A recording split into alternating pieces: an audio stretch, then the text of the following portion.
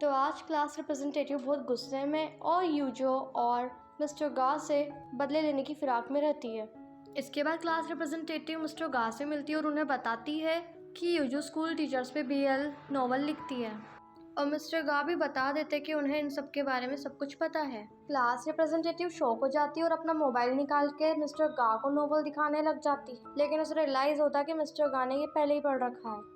तो वो मिस्टर गा से पूछने लगती है कि आप उसे ही इतना स्पेशल ट्रीटमेंट क्यों देने लगते हो, अपनी एनर्जी यूजो जैसों पे क्यों खर्च करते हो, not just novel but after school math भी।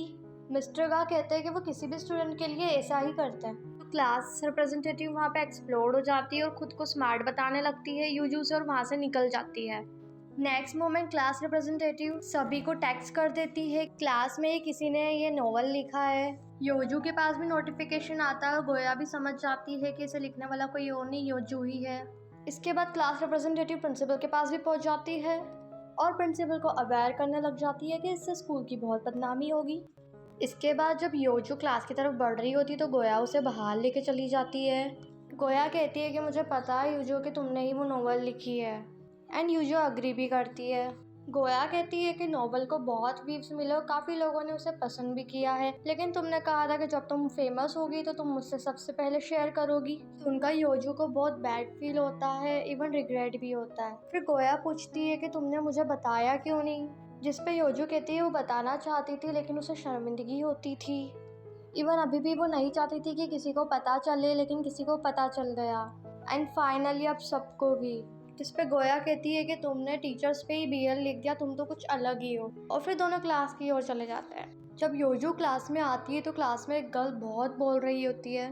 जब वो ये कहती है कि अगर मैंने ये किया होता तो मैं इस अर्थ पे नहीं होती, तो गोया उससे भिड़ जाती है। आवाज़ सुन के मिस्टर गा वहाँ आ जाते हैं और सभी अपनी अपनी प्लेस पे चले जाते हैं। मिस्टर गा योजू को अपने साथ आने को कहते हैं।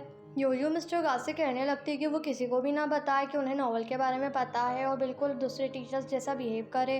तो मिस्टर गा कहते हैं कि उनकी भी गलती है, उनके पास जितना होगा वो उसकी रिस्पॉन्सिबिलिटी लेंगे, और योजू को प्रिंसिपल और टीचर के सामने बोलने के लिए आंसर्स को प्रिपेयर करने का कहता है। इसके बाद जब ये लोग प्रिंसिपल ऑफिस में होते तो प्रिंसिपल मिस्टर गा को कुछ कहने ही नहीं देती है और कहती है योजू के लिए वो उसे स्कूल से एक्सपेल करके रहेगी।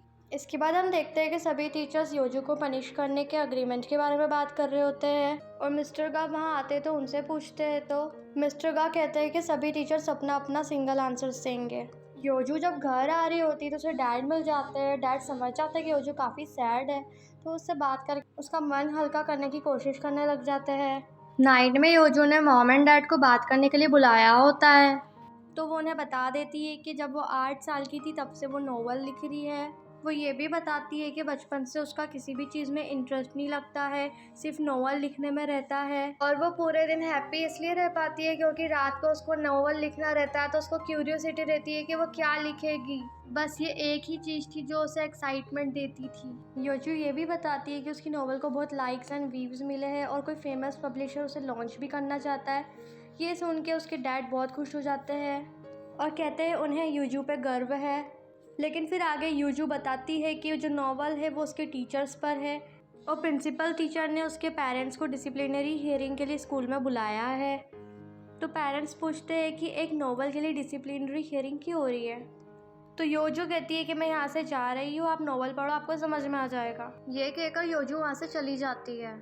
नाइट में योजू अपनी नॉवल के लास्ट पेज पे अपोलोजाइज करते हुए दिखाई देती है। वो कहती है कि उसके पास राइटिंग स्किल्स नहीं है और उसने अपने ही टीचर्स को कैरेक्टर बना दिया। उसने अपनी खुशी के लिए दूसरों की खुशी दांव पे लगा दी। ये सब लिखकर योजू नॉवल डिलीट कर देती है। फिर योजू को बहुत रोना आ रहा होता है। That's the end of episode. See you in next one.